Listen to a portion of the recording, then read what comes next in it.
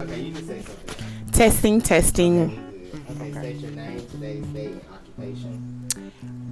RaShaunda Muldrow. Today's date is May 21st, 2024. I am the broker owner of the Real Estate Concierge. Okay, RaShaunda, thanks for coming in today. Just want to ask you some basic questions about women in real estate, your experience as a woman in real estate. What could you tell us about your experiment from the bottom up to where you are now? Oh, wow. Oh, wow. Okay, so my experience in real estate, I have been in the business for 16 years. I had a crazy start. Real estate was not my first career choice. It's just when you're meant to be somewhere, life will definitely guide you there, regardless of what plans you may have. So my father is a real estate developer, and we had an agreement that he would basically find the properties, develop them, flip them, or whatever he's going to do, and I would sell them. So he's like, well, you don't have to go to real estate school. So went to real estate school, got my certificate to practice, and this was immediately after I finished grad school. And I promised myself I would not go back to school. Didn't want to learn anything else after grad school because it was a lot. But ended up doing real estate, and I would say for the first 2 years, it kind of took my heart, and I just became so passionate about it to the point where I started doing more real estate than I was my real job. Don't tell my daddy that, but yeah, because I was working for him.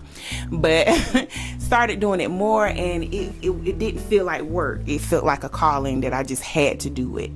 So starting off, it was a little difficult being that I was a salaried position, with the company that I was working for, but real estate sales is commission based only.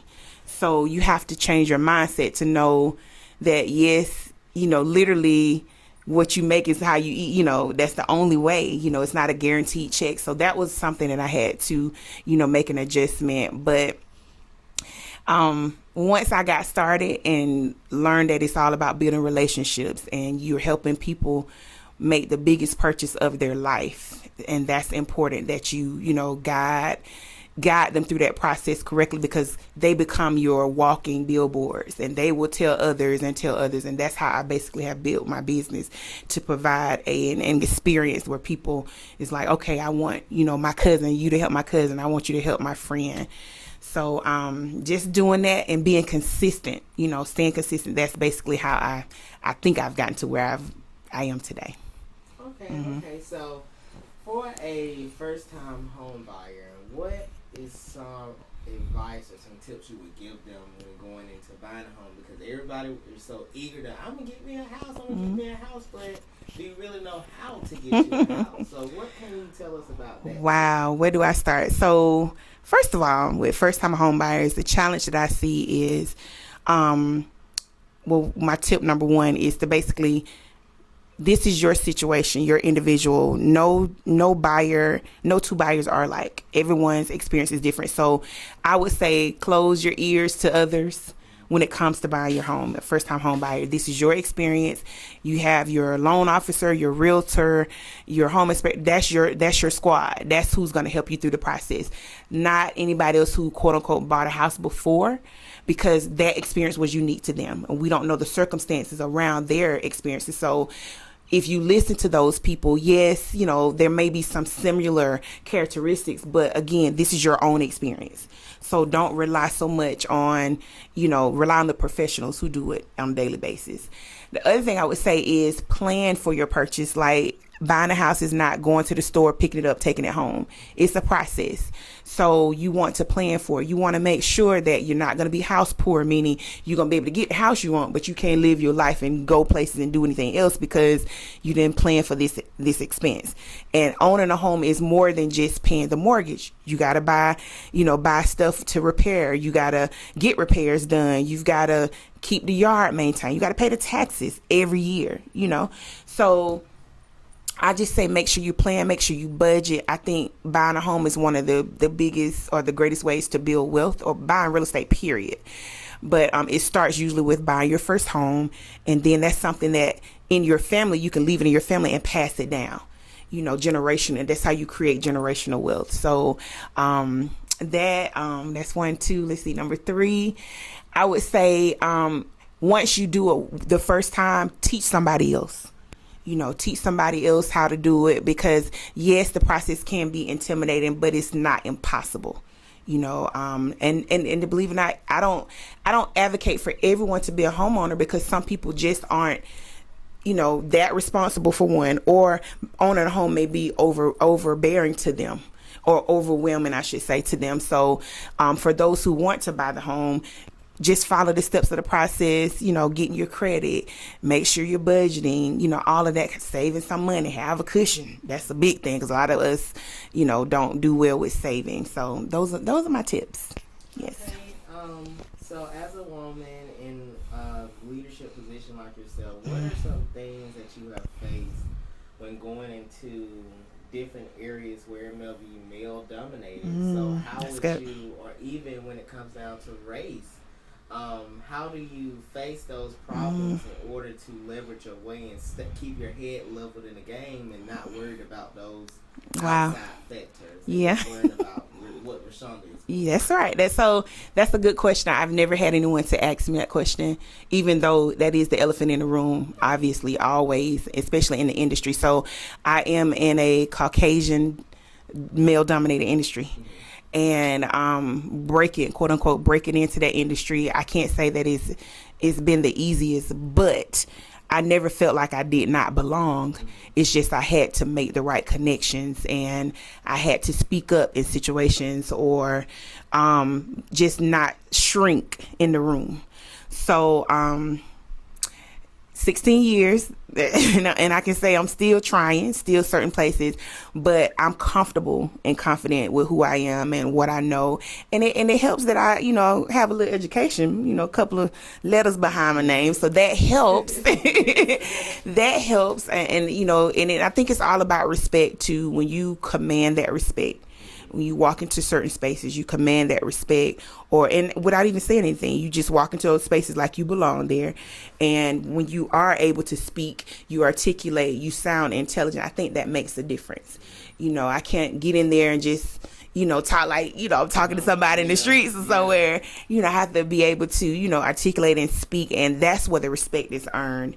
And I think once you earn, whatever industry you're in, you earn that respect, it's carried on like throughout, and your name will enter in rooms that you may never enter into.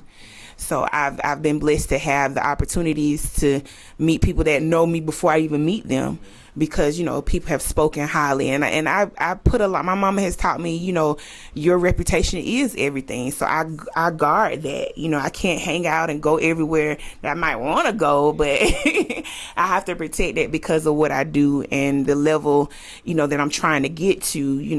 That responsibility comes with that. So another question I had came to mind, and it came and went. It'll come back. Okay. But oh my God, it was good too. How do you leverage our work life with work life balance? How do you do that? Because I know you have a lot going on. Oh my God.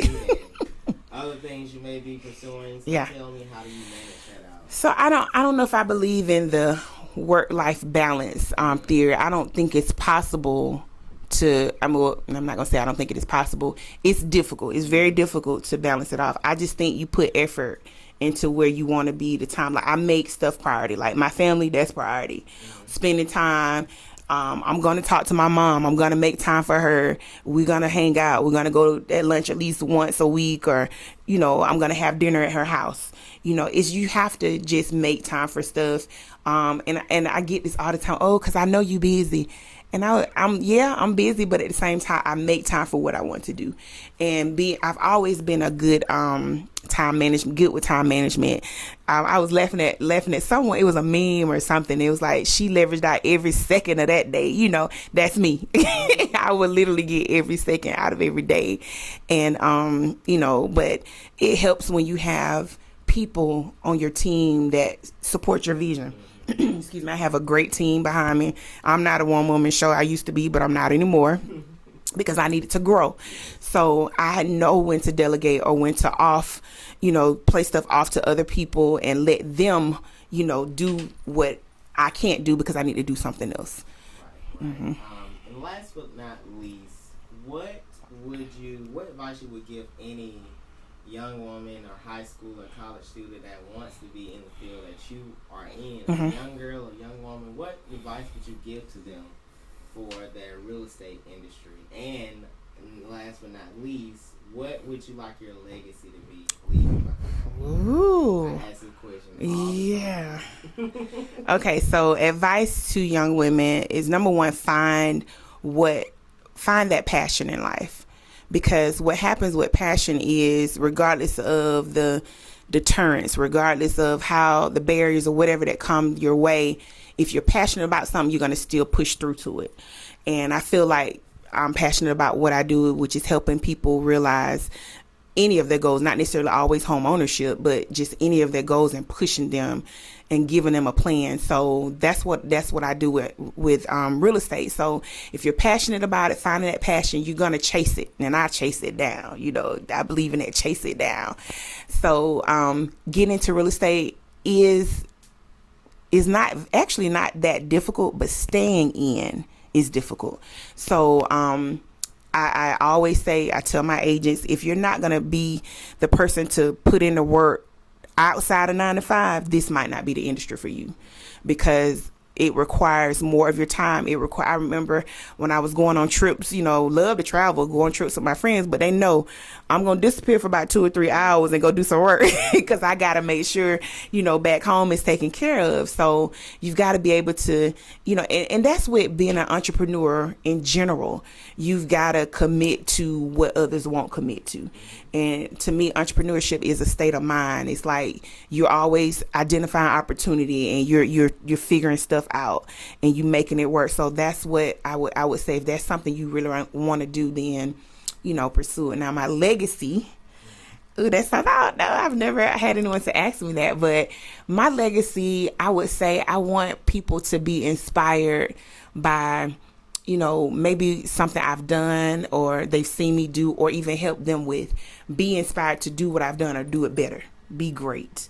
Let's just stop settling. We all have something in us that somebody else needs. You got to identify that, and then that's your gift. So how are you using your gift? How are you, because we all, it's like, I know it's a million of people. Like, I see when people say, well, she's already doing it, but who's to say you can't do it better?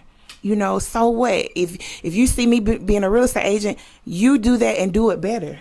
I'm not intimidated. My track of doing the real estate don't have nothing to do with yours. So don't shrink. That's my legacy. I don't want to be known as the person who shrink from something and feels small in the room. I want to be known as the one who's always rise to the occasion despite the odds and all of that, that may be against me. So, yeah. All right. Well, that wraps up the interview. Okay.